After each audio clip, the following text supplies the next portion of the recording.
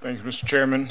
First of all, Ms. Callahan, I also want to thank you for your service and certainly wish you well in your next endeavor. As the co-chair of the Privacy Committee, let's just kind of start out.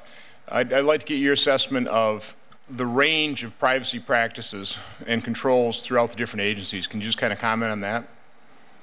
Certainly, sir. Thank you very much. As noted in my oral testimony, there are privacy officers throughout the federal government. They are in different places throughout the federal government, logistically, organizationally within the departments. I've been very fortunate to report directly to the Secretary thanks to the Homeland Security Act. And I think that that is inured not only to my benefit, but to the department's benefit. Federal chief privacy officers are in different places reporting to different portions, whether it be the general counsel, the chief information officer, the chief financial officer. And I worry that that inconsistency in organizational structure may lead to more inefficiencies in terms of trying to address privacy considerations. With that said, the work of the Privacy Committee and the work of these individuals is really yeoman's work in that they are working every day to integrate the privacy elements. It's just depending on where they are in the organizational structure, they may have more success or less.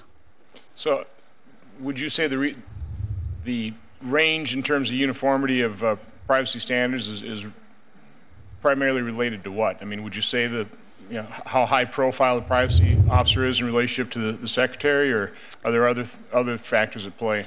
I think that is a factor. I think that the culture of the agency or department may also be a factor, and there also may be a factor in the sense that if they've had a privacy consideration or a problem before, that may have heightened the privacy considerations. The chairman mentioned the Veterans Affairs Committee, and the Veterans Affairs Committee CIO is actually one of my co-chairs on the Privacy Committee to kind of have that nexus between technology and privacy. Do you think probably the best way of getting uniformity is really through the Privacy Committee then? I mean, is that... It certainly has. Is that working well? Do you have any other suggestions on that? I certainly think that has helped a lot, and that has helped leverage best practices, also to leverage resources. DHS is the most well-resourced privacy office, and again, thank you for that. To go and use our work to try to go across the less funded agencies. As I said, we have 55 members who are participating, including obviously independent agencies. And I think that that's been very useful. The attention that privacy gets, including this hearing, I think it will be very beneficial. This might be kind of a hard question, but can you name the top 2 or 3 agencies in terms of privacy compliance, and maybe name 2 or 3 that really give you concern, or not? Probably not. Well, the number one is obviously the Department of Homeland Security. Beyond that, it probably does not behoove me, even on my last day, to do time. Maybe privately you can give us. I would be happy to, sir.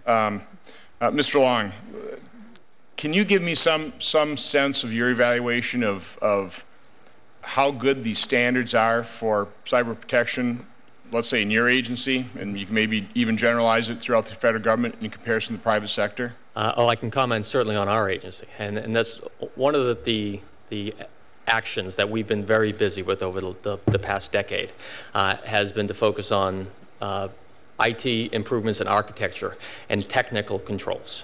So a significant modernization effort in terms of hardening our server environment, making sure that we had protection built into our new capabilities has been a big focus of what we do going forward. That said, we certainly have to focus on the FISMA documentation that is required.